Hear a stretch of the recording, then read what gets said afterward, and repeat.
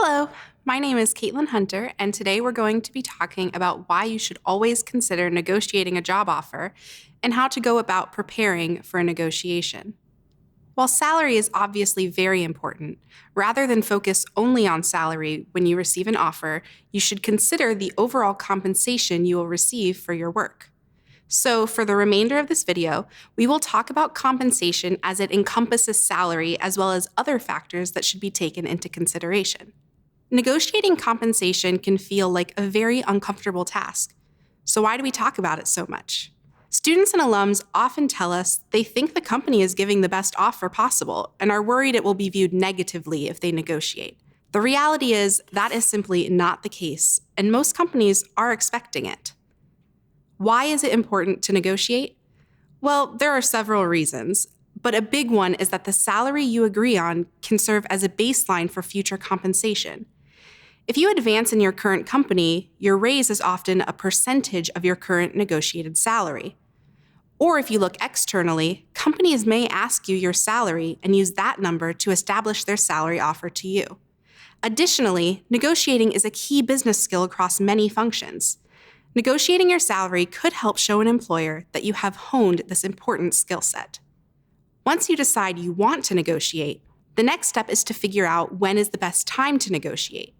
You should always consider negotiation, but the right time is really after you have received your initial offer. At that point, you know they are interested in you. You should also only negotiate if you are genuinely interested in the position.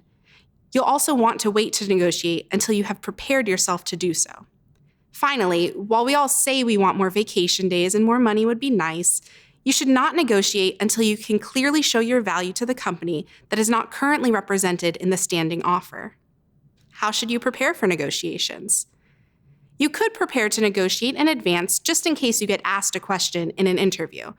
But it's always fine to wait until you receive the offer in writing so you can consider the entire compensation package and digest the information.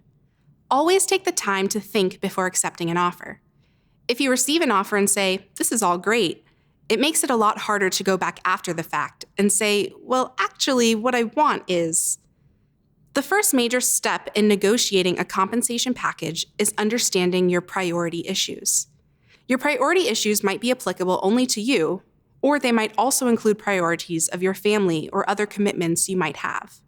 These priorities might be quantitative, like salary, bonuses, equity, PTO, or tuition reimbursement. But other things to consider when negotiating are qualitative priorities, like start date, flex schedule, professional development, location, or advancement opportunities. The reason it is important to think about the list is that a lot of people think about getting the highest salary or the best benefits, but they forget about all of these other options. If you feel you will need to negotiate a lot of these, maybe you need to reconsider the fit of this position in your life.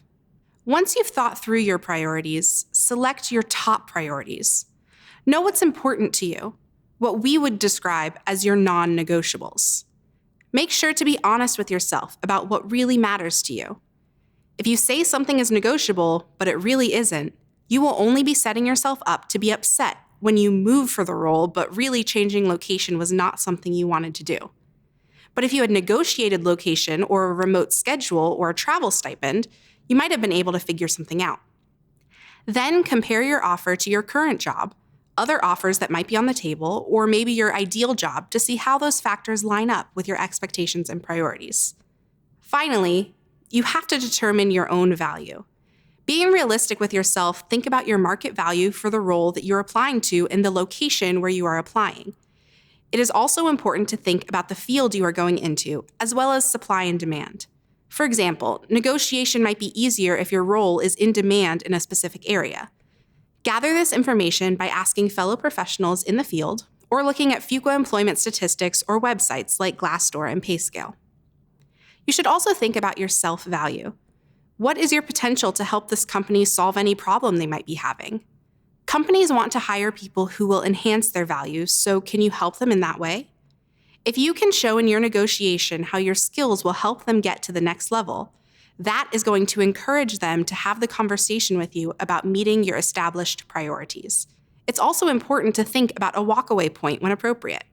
At what point are you willing to say, thank you for the offer, but I just don't think this is the right fit for me at this time? We hope you now understand why negotiating is important and how to prepare for a negotiation. In our next video, we will go over some tactics for negotiating, as well as how to structure your negotiation conversation. Thanks for watching.